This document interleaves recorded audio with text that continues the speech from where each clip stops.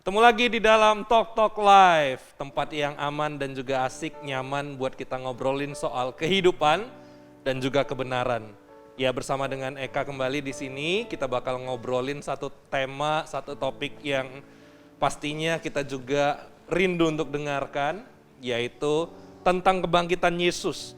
Apakah itu adalah sebuah fakta atau itu sebuah rekayasa? Dan hadir bersama dengan kita malam hari ini, ya. Ada contoh Ayau, Hai. ada contoh Indra, Halo. ada contoh Anto, Halo. dan juga ada contoh Achang.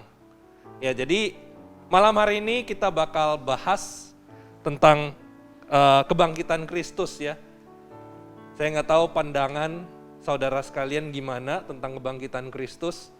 Apakah itu adalah satu fakta, apakah itu sebuah kejadian yang real, atau jangan-jangan saudara berpikir bahwa itu kan sesuatu yang hanya cerita saja, itu hanya dongeng belaka, itu hanya legenda, atau jangan-jangan itu adalah ciptaan, cerita ciptaan.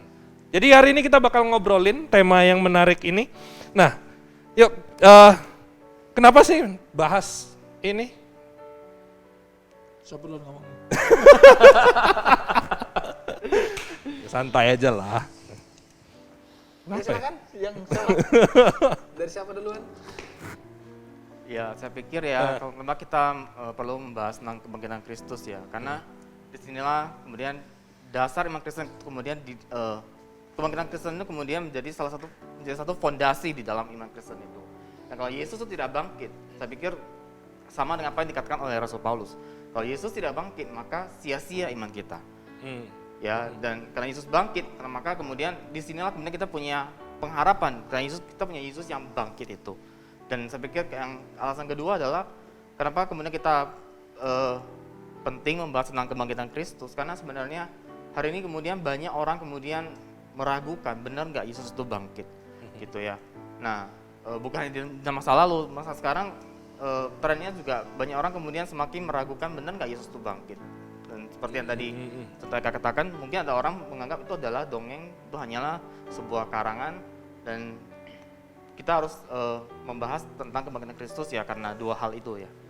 Jadi dia bukan cuma mati dan nggak ada lagi gitu kan, karena kalau cuma berhenti di mati ya berarti sama aja dengan orang-orang lain gitu ya, betul, bahkan sama dengan pemula atau pemuka agama lain gitu kan. Tapi ya bedanya dia di kebangkitan itu justru yang memberikan kita satu pengharapan juga gitu ya. Teman-teman gimana dong? Teman-teman? Ya, ketika mau melihat kebangkitan Yesus ini menjadi suatu topik di kalangan kehidupan seorang Kristen dan kemudian diangkat dibicarakan, ya pasti ada satu mungkin atau beberapa komunikasi yang menjadi liar, tanda petik mulai membicarakan bahwa ya bisa aja kebangkitan Yesus itu tadi dibuat-buat, sengaja dibuat biar menjadi suatu, ya mungkin kalau bilang biar viral lah. Tapi ketika kita melihat kebangkitan Kristus itu jadi satu paket. Ketika bicara minggu lalu kita sudah bicara tentang kematiannya, maka kita sekarang bicara soal kebangkitannya. Ini jadi suatu karya yang lengkap. Karyanya apa? Kita seperti sudah tahu bersama, kita yang sudah diampuni, kita yang sudah dibenarkan, gitu kan? Bahkan kita semua yang sudah dikuduskan, bahkan menjadi suatu karya lengkap, menjadi suatu pegangan. Kita tuh sekarang tuh punya pengharapan, itu dia. Karena kita punya iman kepada dia, kita juga punya pengharapan kepada dia. Jadi istilah kata kebangkitannya sendiri ini pun bukan menjadi satu topik yang mungkin udah deh dilewatin aja dulu deh. Toh saya sudah tiap hari ke gereja, saya sudah percaya, apa ngapain lagi ngomongin soal kebangkitan? Ya seakan-akan kebangkitan, ya udah saya tahu dia bangkit, selesai. Tapi kemudian sekarang menjadi pertanyaannya, ya kebangkitan itu menjadi satu efeknya apa buat saya? Dan buat kita semua di tempat ini gitu, bahkan juga saudara-saudara yang menyaksikan di rumah. Kalau memang satu pertanyaan muncul, jadinya kebangkitan di dalam kehidupan kekristenan saya sampai saat ini tuh apa? Nah, kira-kira begitu. Ya nanti mungkin bisa kita sharingkan lagi sih, masing-masing gitu ya, dilihat. Ya, bro, aku pengen tanya nih. Ya, kita tahu bahwa segala sesuatu itu bisa terjadi toh, ya. Apapun itu bisa terjadi. Ya. Nah, sekarang gini loh. Orang mengatakan, Kristen mengatakan bahwa kubur kosong sebagai bukti kebangkitan Tuhan Yesus. Gitu ya. Itu yang kita tahu ya. Nah, bisa nggak sih kalau mayat itu dicuri gitu loh. Ya. Alkitab ada mencatat bahwa anggota-anggota prajurit yang menjaga kuburan itu yang akhirnya itu disogok gitu. Demi uang mereka berbohong. Ya tuh, ada tuh? Ya. Nah, jadi aku dapat menyimpulkan bahwa kubur kosong itu juga sebagai, mungkin saja murid Tuhan Yesus itu memberikan sebagian uang untuk prajurit ini. Lalu tersebarlah, wah ini kubur kosong. Wah, lalu mereka berkata bahwa Tuhan Yesus itu bangkit seperti itu. Nah, bisa nggak sih bro? Gimana? Sang atau yang lain? Kalau saya sih pikir ya, kalau misalnya mau ngomong bisa-bisa ya bisa-bisa saja ya, betul ya. Bisa sih. Ya bisa-bisa saja. Teorinya ya gitu. bisa-bisa saja, betul. Tapi kan makanya kita perlu memikirkan, benar nggak sih itu adalah penjelasan yang masuk akal? Ya, benar nggak itu penjelasan yang logis, gitu ya. Nah kan, dan tentu saja kita tidak bisa menerima bahwa kubur kosong itu karena murid-murid mencuri mayatnya Yesus. Kenapa? Karena ketika Yesus disalibkan, ya catatan yang dimunculkan adalah mereka tuh sudah lari, mereka sudah kemudian menyembunyikan diri. Nah, Rasul Yohanes, murid Yesus, salah satu murid Yesus, dia kemudian mencatat nih dalam Yohanes 20 ayat yang ke-19 ya. Nah, ketika hari sudah malam, pada hari pertama minggu itu, berkumpullah murid-murid Yesus di suatu tempat dengan pintu-pintu yang terkunci, karena mereka takut kepada orang-orang Yahudi. Jadi orang-orang yang ketakutan, saya rasa tidak mungkin mereka kemudian akan pergi dengan gagah berani ke kubur Yesus. Yang di sana ada tentara Romawi. Ngapain juga mereka ke sana? Karena mereka juga sudah ketakutan. Dan menurut saya tadi kalau murid-murid mencuri mayat Yesus itu sebenarnya tidak punya dasar pemikiran yang bisa membenarkan pernyataan itu sebetulnya. Apalagi kalau ngomong soal murid-murid yang bayar gitu kan, kita tahu latar belakang murid-murid kan bukan orang yang punya duit gitu kan.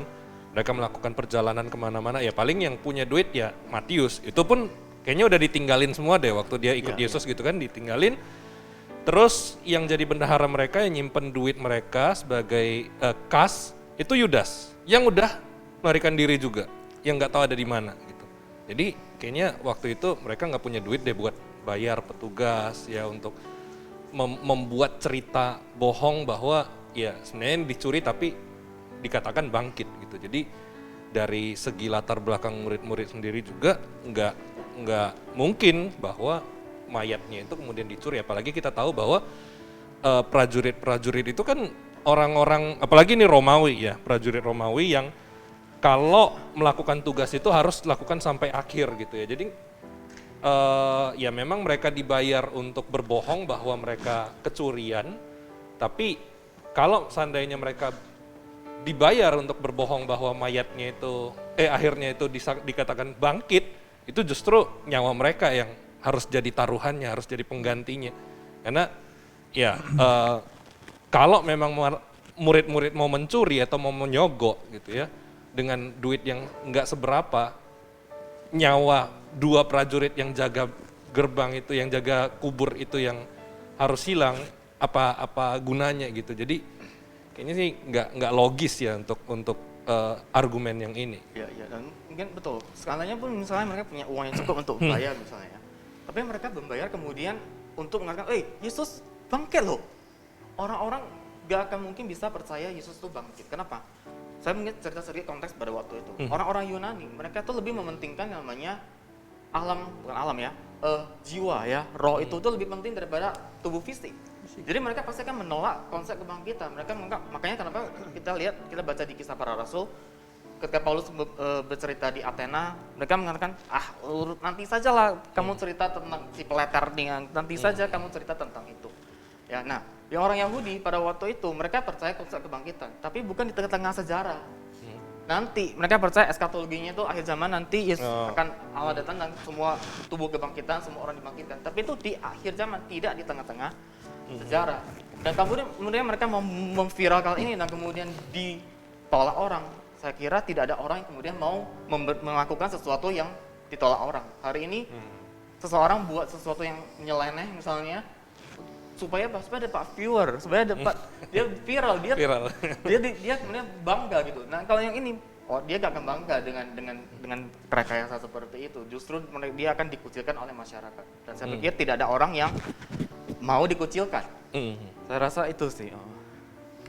Nah, begini nih, bisa nggak kemungkinan itu terjadi karena ini adalah hasil halusinasi dari para murid. Kan kita ketahui kalau Yesus itu adalah sosok yang sangat diikuti oleh para murid dan diharapkan Yesus itu menjadi Mesias, kan begitu. Dan para murid sudah begitu diyakinkan. Nah, tetapi kenyataannya tidak sesuai yang diharapkan para murid. Yesus itu ditangkap, lalu disalibkan, dan mati. Orang yang mereka harapkan itu mati rupanya. Dan mereka bisa dikatakan sangat shock, sangat terguncang emosi mereka, sehingga tidak tertutup kemungkinan mereka itu berhalusinasi. Mengatakan Yesus itu bangkit.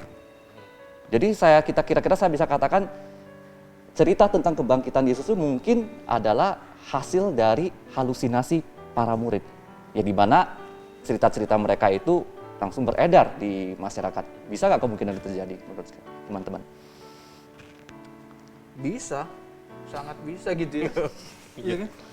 Jadi ketika seseorang itu mulai mau berpikir bahwa itu adalah suatu rekayasa, itu suatu imajinasi, itu suatu permainan pemikiran dari para murid saat itu.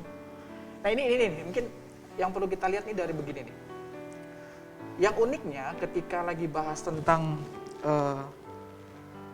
kebangkitan ini ataupun halusinasi tadi. Ini nih gitu. Dulu saya bilang ya, konteks dulu dan sekarang. Kalau orang pakai Yesus itu kan dikasih gelar ya. Bisa dikasih gelarnya guru, bisa dikasih gelarnya rabi, apalagi tuh? Nabi. Ya dikasih gelar itu. Nah karena dimunculkannya suatu gelar itu, orang nggak ada yang masalah. Jadi masalah ketika gelarnya dibilang bahwa dia adalah Mesias. Jadi muncul dua pandangan ekstrim.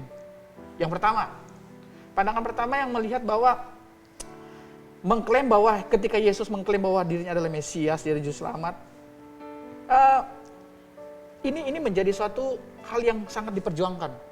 Tapi ekstrim yang kedua yang muncul malah menentang bagaimana menentang supaya ini jangan sampai benar-benar ada. Jadi dua ekstrim. Jadi yang satu istilahnya sangat mau dan mengklaim bahwa itu benar-benar ada, yang satu malah mau menggugurkan pandangan itu. Nah, tapi kalau kita lihat dari firman Tuhan sendiri di dalam Kisah Rasul 17 ya, kebenaran ini kemudian diklaim menjadi satu kebenaran yang mutlak, bisa saya katakan begitu. Kisah Rasul 17 ayat 31, saya bacakan buat kita semua.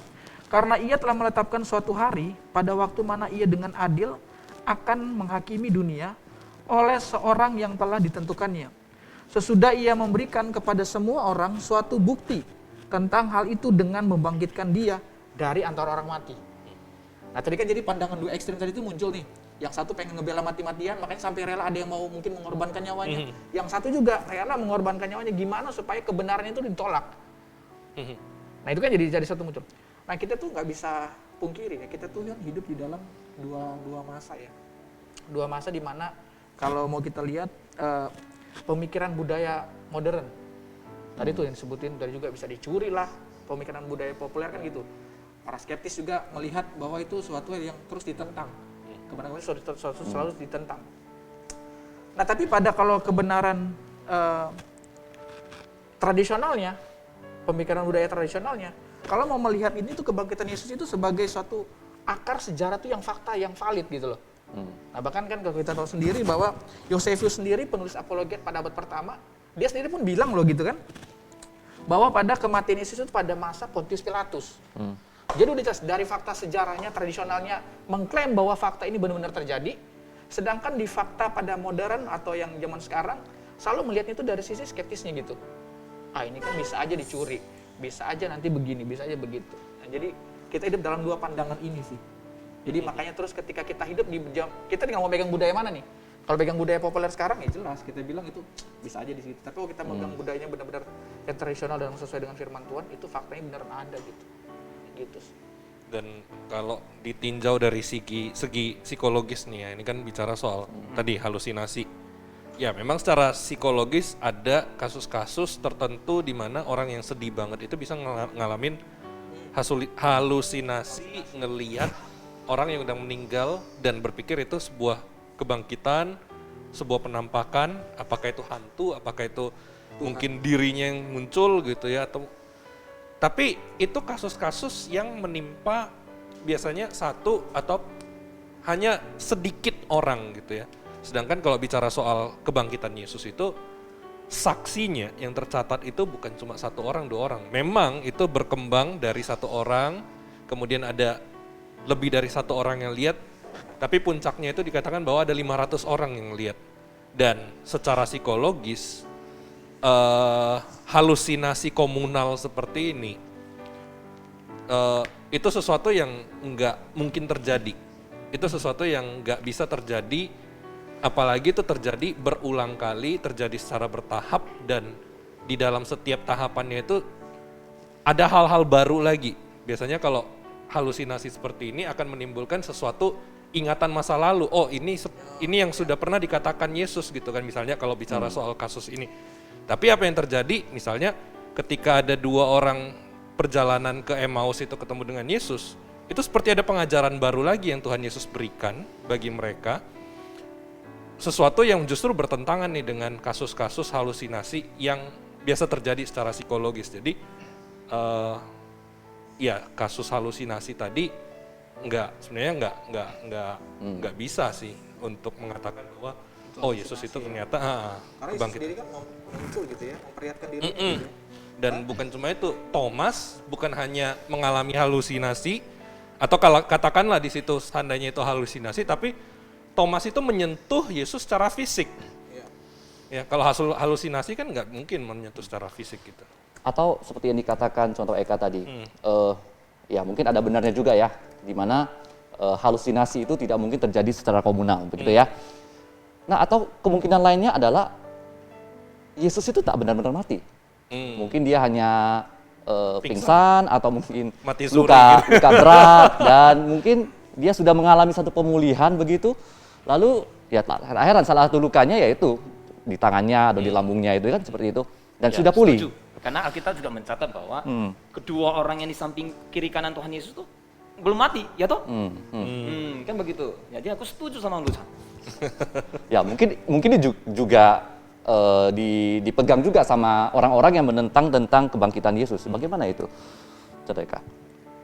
Ya kalau bicara soal pingsan gitu ya, kita mesti ngelihat gini konteks sekali lagi ini tentara Romawi gitu ya, dimana tentara Romawi itu sangat-sangat profesional.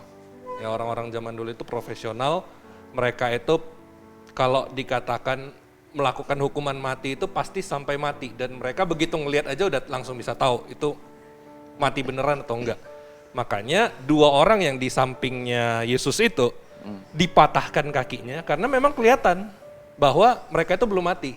Jadi kalau belum mati dipatahkan kakinya supaya apa? Supaya dia nggak ada lagi kaki untuk menopang badannya, sehingga otomatis dia akan sulit bernafas, tercekik dan akhirnya mati. Ya, tapi di kasus Yesus beda. Mereka ngelihat Yesus. Ada orang berkata seperti ini, kakinya dipatahin supaya nggak bisa lari katanya. Dulu waktu aku masih SD, aku diajari seperti itu sama pelajaran agama. Kenapa yang kedua itu kakinya dipatahkan? Oh supaya nggak lari katanya. Sudah disalibkan kayak gitu, gimana dia lari ya? Betul. Jadi ya alasan kenapa dipatahkan ya karena itu cara untuk mematikan mereka. Karena ya jujur kalau penyaliban itu bukan hukuman mati, itu hukuman penyiksaan sampai mati.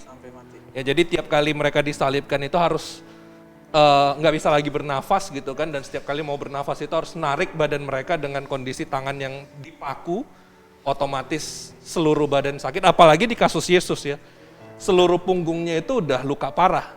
Dan jangan bayangkan salib seperti salib yang kita sering lihat sekarang, yang halus, yang lembut, yang mulus, yang bahkan udah dilapis sampai kilat, yang nggak seperti itu. Itu kayu yang kasar.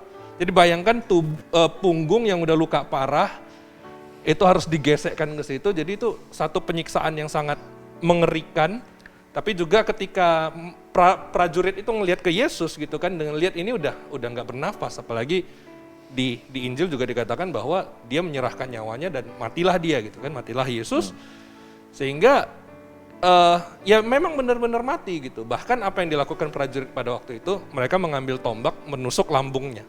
Nah, kesalahan orang berpikir selama ini adalah ketika nusuk lambungnya, tusuk lambung doang. Tapi bagi prajurit Romawi, karena kondisi tubuhnya yang tinggi seperti itu, apalagi yang nyatet ini Lukas. Lukas itu seorang ahli kesehatan pada waktu itu, tabib gitu kan.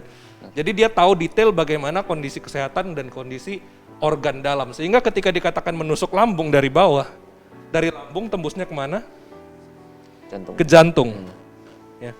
Siapa sih yang jantungnya ditembus dengan tombak yang segede apa ya, berapa jari gitu ya, bahkan mungkin segede tangan, yang nggak mati gitu kan dengan kondisi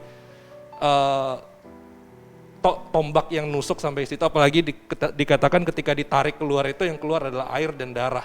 Air dari lambung dan darah dari jantung. Artinya jantung Yesus sudah bolong. Kalau dia memang belum mati ketika disalibkan, otomatis waktu ditusuk itu dia mati. Tapi itu sebagai tanda bahwa Yesus itu memang sudah mati pada waktu itu.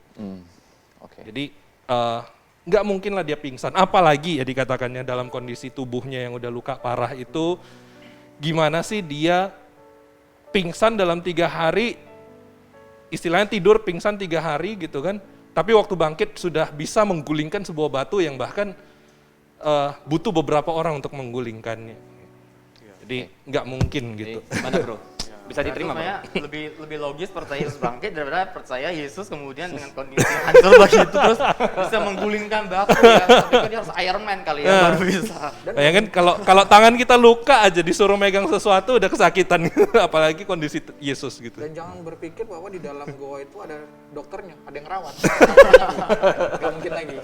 Oke, kita terima lah ya. Oke, saya setuju. Bukan Masuk akal. halusinasi gitu. Nah, kalau bukan halusinasi, berarti saya juga bisa menyimpulkan bahwa tadi kan Contoh Eka ngomong, Bro Eka ya, kalau halusinasi itu nggak mungkin semua orang, banyak orang gitu ya, sampai 500 orang seperti itu.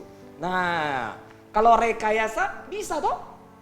Nah, Bisa. rekayasa Kalau rekayasa bisa. aja. Orang itu duduk bareng, musyawarah, yuk, ya. Oh, jadi mereka nggak ikhlas karena gurunya dihukum mati seperti itu.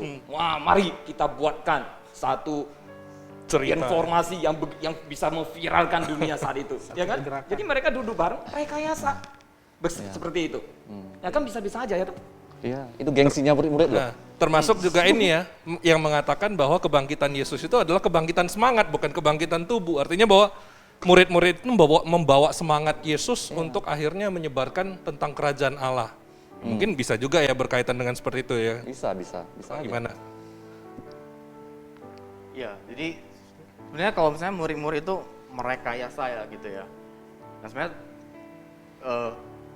mungkin kalau yang tadi saya sampaikan sebelumnya adalah sebenarnya mereka itu kurang kerjaan kalau begitu. Coba merekayasa sesuatu yang kemudian nyawa jadi taruhan, gitu ya. Nah kalau tadi saya kaitkan dengan kebangkitan semangatnya, saya rasa ya tidak ada orang yang kemudian mau ya, oke, seseorang pasti dia rela mati demi kebenaran, Betul. ya. Apa yang dia pandang benar dia pasti akan mati-matian, mati pun apa ya, itu istilah anak muda itu apa? Something apa ya? To die for. Something to die for gitu ya. Kayak yang Myanmar kemarin ya, Iya, Angel ya, something Angel. to die Nah. for ya. Tapi saya rasa tidak ada orang yang mau rela mati demi kebohongan. Orang akan mati-matian mati demi kebenaran, yes. Tapi mati demi sebuah kebohongan, tidak. Kenapa? Karena ketika kemudian mereka merekayasa bahwa Yesus itu bangkit, pada waktu itu saja tidak mungkin diterima konsep seperti itu. Ngapain? Dia buat konsep yang ditolak orang, gitu ya. Nah, Ya, jadi kayak saya sering nonton film itu kalau orang diinterogasi dia bohong udah sampai parah gitu kan, akhirnya pasti keluar juga ya kejujuran itu ya. Tapi kalau kebenaran itu pasti dia akan bela mati-matian sampai mati pun dia akan sebutkan itu karena nggak ada pilihan lain lagi. Memang untuk faktanya mengatakan. itu. Faktanya seperti itu gitu ya. Ya. Oke. Oke, ini kan ngomongin tentang tadi kan rekayasa yang dibuat oleh murid-murid Tuhan Yesus. Tapi oke lah kita nggak ngomongin itu rekayasa. Tapi adakah kemungkinan begini, kalau cerita-cerita tentang Tuhan Yesus itu merupakan sesuatu cerita yang beredar di dalam masyarakat. Kan kita tahu bersama bahwasanya di dalam budaya Yunani, Romawi, mereka itu ada banyak dewa toh. Ada banyak dewa dan masing-masing dewa itu ada cerita-ceritanya tuh. Ada cerita percintaan, cerita perjuangan atau apa. Dan mungkin juga Yesus itu juga memakai pola yang sama. Mereka itu memakai sosok seorang Yesus yang oke lah katakan ada di dalam sejarah dan mereka meng-create sendiri, menciptakan sendiri cerita-cerita yang spektakuler itu. Ada orang bangkit, itu kan cerita yang sesuatu yang spektakuler kan. Dan mereka itu menceritakan kepada menjadi cerita yang umum lah di dalam masyarakat. Dan itu terus-menerus turun-temurun menjadi cerita yang turun-temurun sampai sekarang mungkin bisa jadi seperti itu. Gimana nih?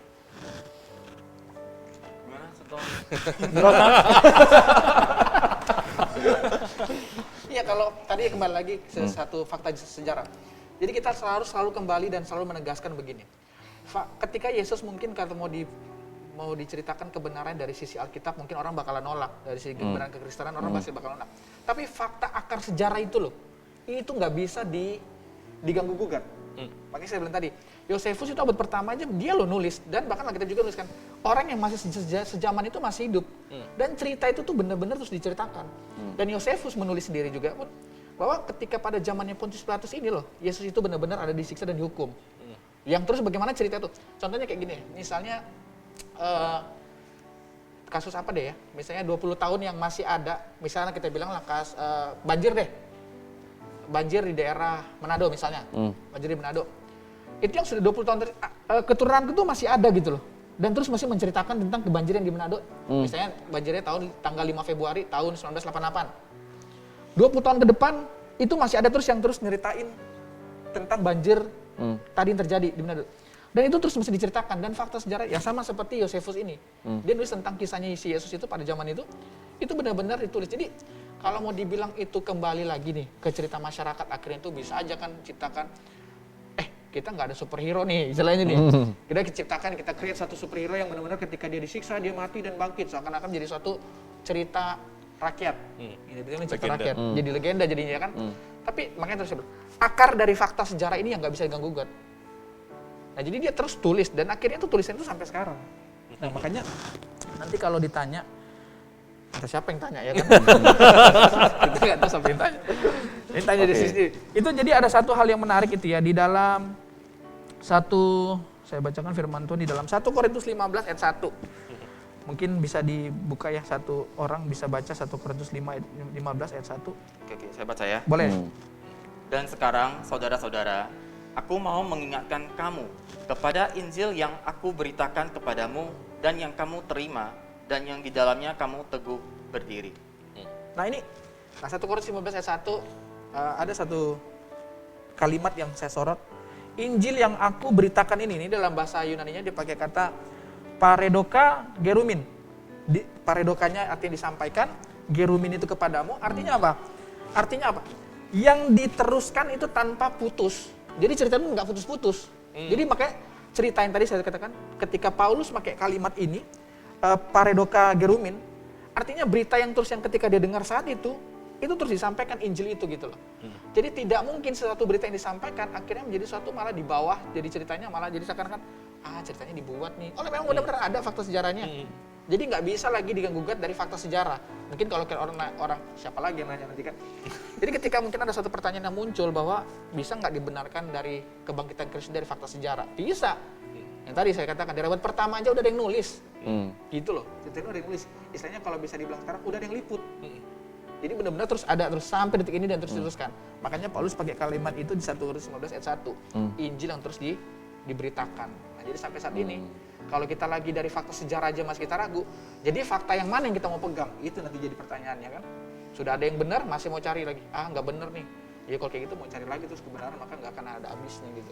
Bahkan yang nulis itu bukan orang Kristen ya. Kalau orang Kristen yang nulis kan bias pasti Bisa kan. aja. Jadi kayak ya itu hasil ngomongan kalian atau kembali Iya. lagi kayak tadi itu rekayasa kalian. Tapi yang nulis ini justru bukan orang Kristen iya, gitu, betul, yang bukan orang Kristen, orang Yosefus. Yahudi yang adalah musuh orang Kristen, orang Romawi yang juga menentang kekristenan, bahkan juga yang Yunani gitu kan. Jadi pasti ini satu evidence, satu bukti nyata bahwa ya memang Yesus itu bangkit gitu. Soalnya si Yosefus ini ahli sejarah. Jadi bukan dia dibilang dia ini pendeta, bukan. Apalagi dibilang dibayar Yahudi gitu. Nah. Dia ini kan ahli sejarah Yosefus. Terus mungkin kalau menurut saya, lagian Paulus itu orang tahu dia tuh anti Kristen. Justru sebelum dia bertobat dia tuh pembunuh orang Kristen. Tapi kemudian dia bertobat. Nah, Kok bisa gitu? Iya, dan dia bertobat dan kemudian ya dia pelayanan dan kemudian dia bangun banyak gereja. Dan dia kemudian dan dia mengatakan memang dia mengalami, dia berjumpa dengan Yesus yang bangkit itu, ya, memang dalam perjalanan dia redempsi. Tapi mungkin saya tertarik untuk menambahkan di 1 Korintus 15 ayat 1 itu ya yang Paulus meneruskan. Berarti kan kalau dia meneruskan berarti dia dapat dari orang terus dia teruskan. Ya. Nah, di dalam literatur yang saya baca ya, jadi sebetulnya para scholar, para sarjana itu sebenarnya ketika bicara soal kematian dan kebangkitan Kristus, mereka setuju bahwa Yesus memang mati sekitar tahun 30-an. Ya, dan Paulus itu memang ada dan dia bertobat itu sekitar tahun 32. Gitu ya. Nah, setelah Paulus bertobat tahun 32, dia kan dimuridkan oleh oleh guru rohaninya yang diutus oleh Tuhan, dan kemudian dia juga bertemu dengan rasul-rasul yang lain. Kalau kita baca di kisah para rasul, dia kan bertemu dengan murid-murid yang lain di Yerusalem, gitu ya. Nah, kita bisa katakan bahwa sebenarnya ketika dia kemudian bertemu dengan mereka, di sanalah kemudian dia tahu bahwa Yesus itu memang, bahkan di sanalah berita kebangkitan Kristus itu kemudian sudah ada, dan saksi mata pada waktu itu masih hidup pada waktu itu. Dan bayangkan dalam 2 tahun seperti itu dia tahu, dia mendapatkan pembicaraan itu dan pengakuan itu sudah ada bahkan dalam 2 tahun setelah kematian Yesus itu, bahwa Yesus itu bangkit. Jadi kita punya fakta 2 tahun sebetulnya, ya. Dan kalau 2 tahun itu tidak mungkin menjadi sebuah legenda, karena legenda itu butuh waktu ratusan tahun. Dan kalau misalnya kabar bohong, orang-orang yang hidup pada waktu itu masih ada dan mereka Bisa tidak mengelaborasi mungkin viral, gitu iya, ya. dan tidak mungkin viral. Dan Alkitab kemudian mencatat dengan sangat jelas, ini siapa anaknya Rufus misalnya. Artinya apa? Mereka mau, kalau kamu nggak percaya, kamu tanya aja. Terus saya tulis lengkap kalau ini orangnya ini. Kamu nggak percaya, kamu coba pergi cari dia. Justru Arimatea misalnya, kamu cari aja ke dia. Jadi tidak mungkin itu menjadi sebuah legenda. Dan memang faktanya adalah Yesus memang bangkit. Nah, ini ada satu lagi, Bro. Yang ini Banyak ya, Pak? Satu lagi. Nah, ini yang unik. Satu loh. Yang ini unik nih. Nah, ada yang mengatakan bahwa kan yang menemukan pertama kubur kosong itu kan para wanita. Nah, ada yang rumor yang mengatakan kalau para wanita itu salah masuk kubur. Pagi-pagi gelap-gelap ya kan, baru Malah masuk bangun. kamar ya. Nah, masih gelap, masih ngantuk begitu kan. Ya pas ada kubur yang terbuka dan kebetulan kosong, mereka masuk, mereka pikir Yesus gitu loh, kuburnya Yesus gitu loh. Dan mungkin juga para tentara Romawi juga mungkin masih tertidur kan, udah semalam-malaman kan. Oh, kirain salah jaga. Nah, langsung namanya, tahulah kan, kalau sudah dapat sesuatu itu seperti orang dapat diskon begitu, wah diobrol kemana-mana gitu kan, wah langsung dikabari, wah Yesus sudah bangkit, gitu loh. Jadinya itu karena mereka pertama sekali datang dengan kubur yang kosong, lalu mereka sebar-sebar berita begitu tanpa tahu itu beneran kubur Yesus atau bukan, ya udah terlebih dahulu tersebar beritanya begitu. Gimana itu? Nah ini menariknya ya, kalau dikatakan mereka salah kamar, salah kuburan, itu satu hal yang aneh banget, karena itu bukan cuma mereka doang yang pergi gitu kan. Ada juga saksi mata lain yang pergi, ada si Petrus yang pergi, ada Yohanes juga yang pergi. Dan kalaupun itu dikatakan kebohongan, pasti di siang hari kan bisa dicek kembali gitu kan. Apalagi ketika Yohanes pergi ke sana, dia melihat gitu kan bahwa kain kafannya sudah ada di tanah gitu ya, dan kain yang untuk menutup wajahnya, kain peluhnya itu ada di tempat lain yang bukan di situ. Kalau seandainya itu terjadi pencurian atau apa, itu pasti menumpuk di satu tempat gitu kan. Tapi ini kainnya di sini dan kain yang lain di situ, dan itu menjadi satu penanda bahwa yaitu itu kain yang ada itu sebagai bukti bahwa baru saja ada orang yang meninggal di situ. Apalagi itu bicara soal ini baru lewat hari Sabat. Nggak mungkin ada orang nguburin orang lain lagi di kuburan itu, ya, ataupun di kuburan lainnya yang mengatakan bahwa itu orang yang baru meninggal gitu ya. Apalagi kain yang terletak di situ adalah kain yang menyimpan banyak darah. Jadi nggak mungkin ngelihat, oh ini kain putih masih bersih gitu. Oh ini pasti kainnya Yesus. Nggak mungkin. Pasti itu adalah kain yang penuh darah. Sehingga mereka bisa langsung tahu. Apalagi Yohanes di dalam 1 Yohanes 1 mengatakan bahwa apa yang mereka lihat, apa yang mereka dengar, apa yang mereka saksikan, itu apa yang mereka sentuh atau mereka raba, itulah yang mereka tuliskan. Sehingga kebangkitan ini juga yang ketika mereka ceritakan, ketika mereka tuliskan, itu adalah sesuatu yang mereka lihat sendiri, mereka pastikan sendiri, bahkan mereka pegang sendiri. Jadi itu bukan sesuatu yang abal-abal gitu ya. Apalagi kuburnya Yesus itu disegel, ya disegel dan dijaga oleh tentara. Tapi di situ tentaranya udah pergi, segelnya udah dirusak dan batunya bahkan sudah digulingkan. Jadi pasti mereka tahu bahwa itu kubur yang tepat, bukan lagi sembarangan ketemu kubur lain lalu mereka mengatakan oh itu kubur Yesus.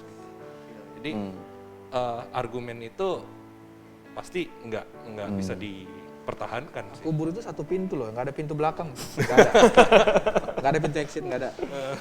Oke. Apalagi ada jalur bawah tanah kan. Jalan satu.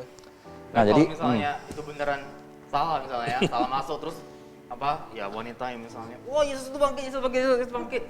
Tapi tentara Romawi akan datang. Sorry ya, kamu salah kamar. Benar itu. Jadi segampang itu sih sebenarnya ya untuk menjawab. Betul. Masuk akal ya? Ya, misalkan. Nah, jadi kan di dunia ini kan selain Yesus yang bangkit, ada beberapa pihak yang mengklaim juga ada tokoh-tokoh tertentu juga mengalami kebangkitan, begitu ya. Entah siapa, saya nggak terlalu paham lah.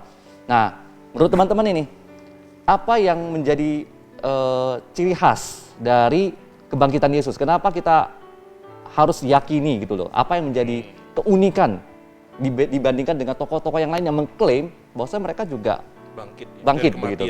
Nah, begitu. Susah ya. Oke, saya mungkin akan menjawab seperti ini ya. Jadi sebetulnya klaim tentang kebangkitan sebetulnya hanya ada dalam kekristenan, ya. Nah di zaman Romawi kuno, Yunani kuno memang ada rata-rata yang kemudian ada dewa-dewa yang kemudian bangkit. Tapi kalau kita telusuri lebih lanjut, itu sama sekali gak connect, benar-benar beda. Nah saya memakai istilah itu apa ya, historik dan historical. Catatan tentang misalnya dewa ini bangkit misalnya ya, nah itu ada catatannya. Tapi dewanya ada nggak? Itu tidak ada, itu mitologi. Yesus, catatan historisnya Yesus ada nggak? Ada. Betul sebenarnya kita memiliki dalam kitab Injil ya, Markus, Lukas, Yohanes. Dan Yesus itu memang ada, fakta sejarahnya itu memang ada. Orang-orang yang belajar Yesus sejarah misalnya, historical Jesus, scholar-scholar, para sarjana, mereka kemudian ya Yesus itu memang ada gitu ya. Nah, jadi sebetulnya kalau kita mau mengatakan tuh, tadi pertanyaan apa ya? Jadi lupa. Makna dari kebangkitan itu. Kalau ya kan apa tadi? Ah gini. Jadi kan kalau dibilang saya lebih ngelihat gini. Apa bedanya? Apa pembedanya? Yang banyak orang mungkin yang klaim dia juga bisa bangkit. Iya. Emang Yesus aja yang bisa bangkit. Benar. Nah, jadi kan apa pembedanya di sini? Nah, pembedanya adalah ketika mungkin kalau yang saya lihat harus kembali kepada tujuannya. Loh, Yesus itu bangkit loh. Ya, seperti yang saya katakan tadi. Di awal dari ada kematian dan kebangkitan, itu jadi satu karya paket yang luar biasa loh. Jadi karyanya lengkap. Jadi tujuannya ketika Yesus bangkit itu bukan ke pamer ketika gini, saya lah adalah orang yang harus kalian sembah karena saya sudah bisa bangkit. Enggak seperti itu konsepnya. Jadi kebangkitan tetap ada tujuannya. Seperti juga bilang kan dia juga bahkan di PL sendiri pun 5 kali kan dicatat.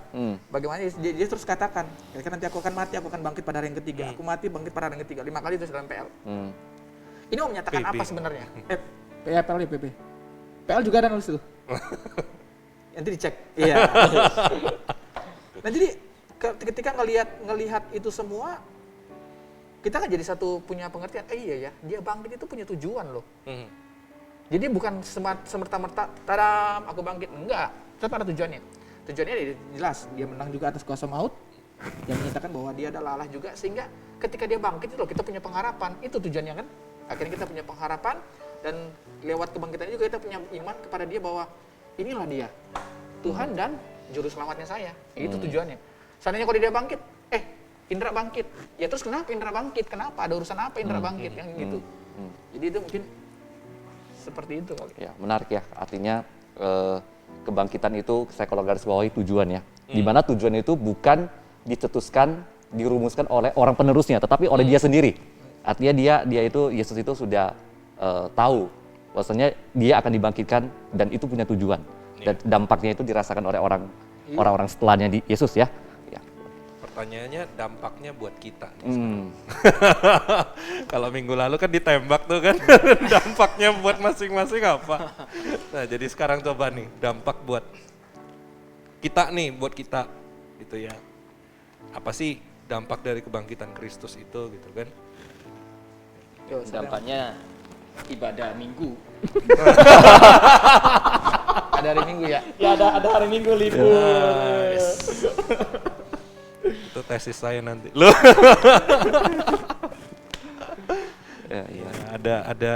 Ada hari untuk beribadah kepada Tuhan gitu ya karena kebangkitan.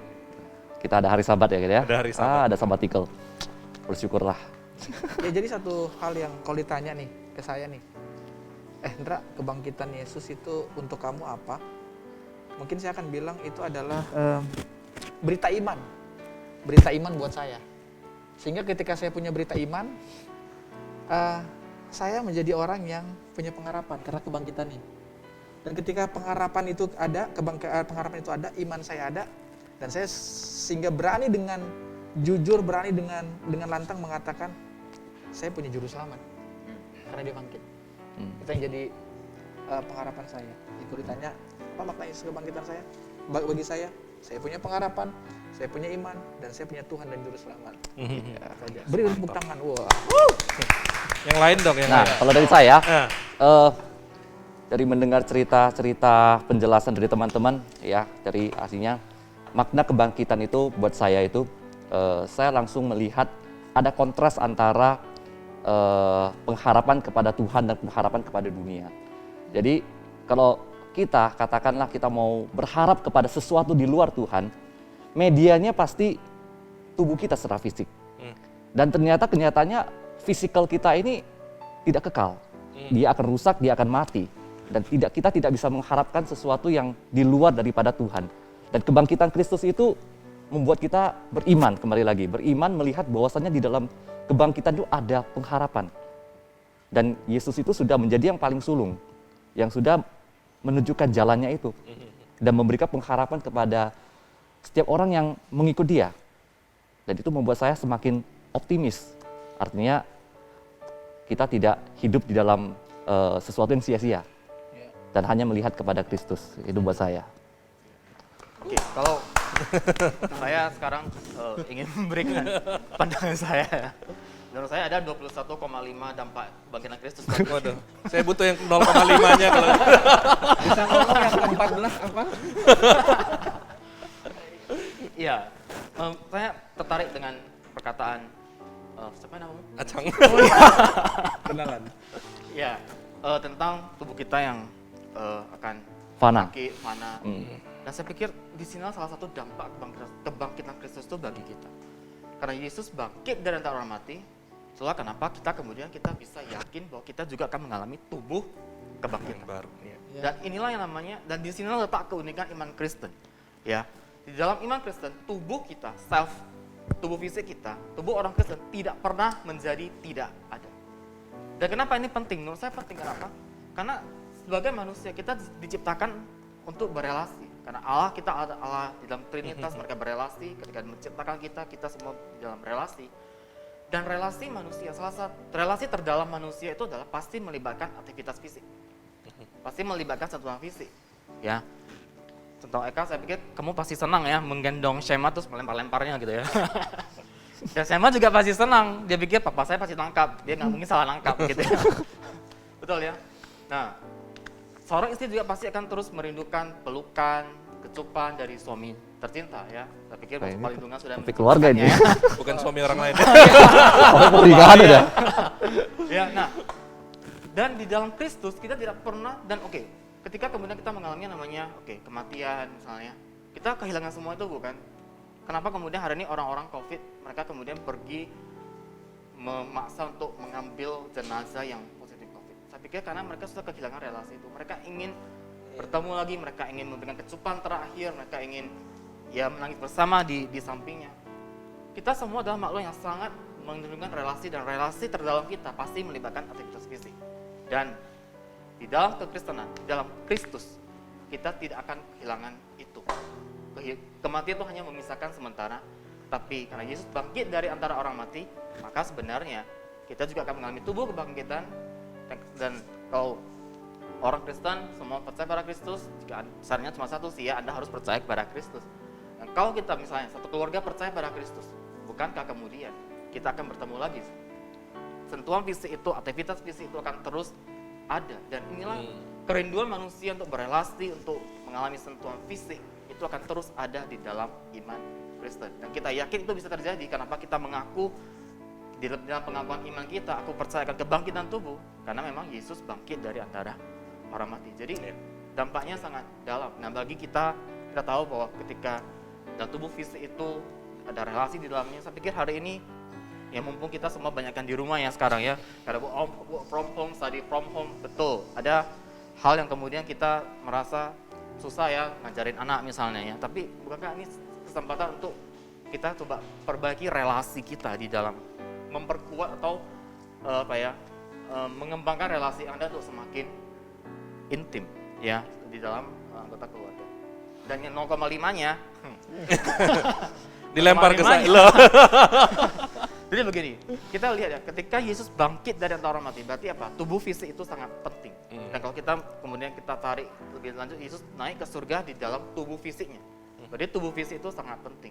Nah, karena tubuh fisik itu penting, saya pikir di tengah-tengah corona, jangan kasih longgar yang namanya protokol kesehatan. Iya. Oh, ujung-ujung ke sana ya. Ya. Nah, dan kita menjaga tubuh kita tentu olahraga, tapi di tengah-tengah protokol, di tengah-tengah COVID ini, saya pikir jangan kasih longgar, yang namanya protokol kesehatan. Karena kita mau menjaga tubuh kita, karena ya itulah yang kemudian bisa kita, dampak kebangkitan Kristus itu saya pikir bisa sampai kepada apa yang harus kita lakukan di tengah-tengah pandemi ini. Ya, tentunya salah satunya ya kita tetap menjaga protokol kesehatan. Iya, thank you. Kalau dari saya sih ya, tadi kan udah bahas tentang ya dampaknya itu untuk kehidupan yang masa datang gitu ya, ataupun ya mungkin secara fisik. Tapi kebangkitan Kristus adalah kebangkitan di dalam dunia ini, gitu kan. Yang bagi saya berarti kita yang masih hidup di dalam dunia ini juga mendapatkan dampak yang serupa gitu ya. Paling enggak secara rohani kita punya kebangkitan bahwa kita enggak lagi dikuasai oleh maut, itu ya sama sebenarnya berkaitan dengan tema yang sebelumnya gitu kan, tentang kematian Kristus. Tapi juga kita punya pengharapan tentang hidup yang masa kini. Jadi mungkin saya juga bisa kaitkan dengan apa yang saya dapatkan dari yang sebelumnya gitu kan, bahwa kita itu enggak perlu takut mati, tapi kita juga perlu berani hidup gitu ya. Hidup untuk Kristus, hidup bersama-sama dengan Kristus gitu ya. Karena Dia adalah Tuhan yang bangkit, Dia adalah Tuhan yang hidup, sehingga kita bisa menikmati relasi dengan Dia seperti lagu ya. Sebab Dia hidup, ada hari esok. Nyanyi. Oke lah, thank you buat obrolan hari ini, pasti seru banget, dan saya yakin teman-teman yang ada di rumah juga pasti mengalami satu pembelajaran, satu pembahasan yang menarik ya.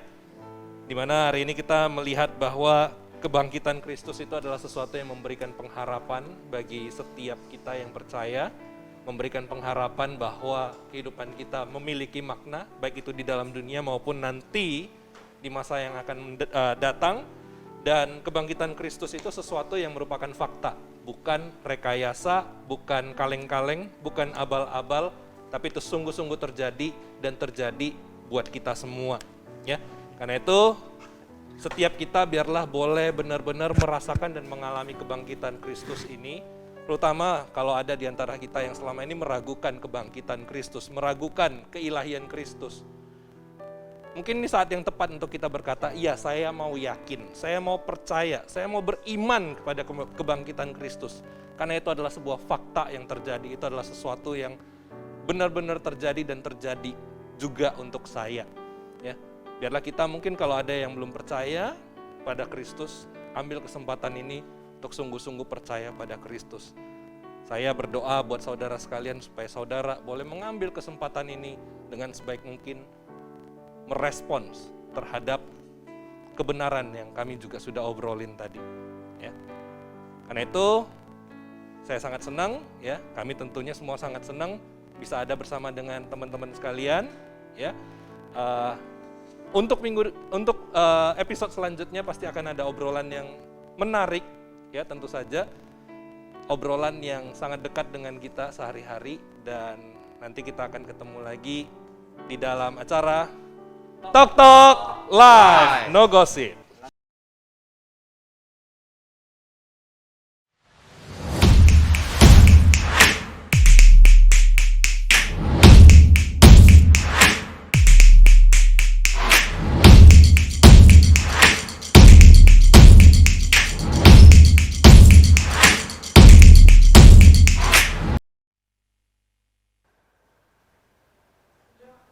Ketemu lagi di dalam Talk Talk Live, kasih tahu lah Bambang.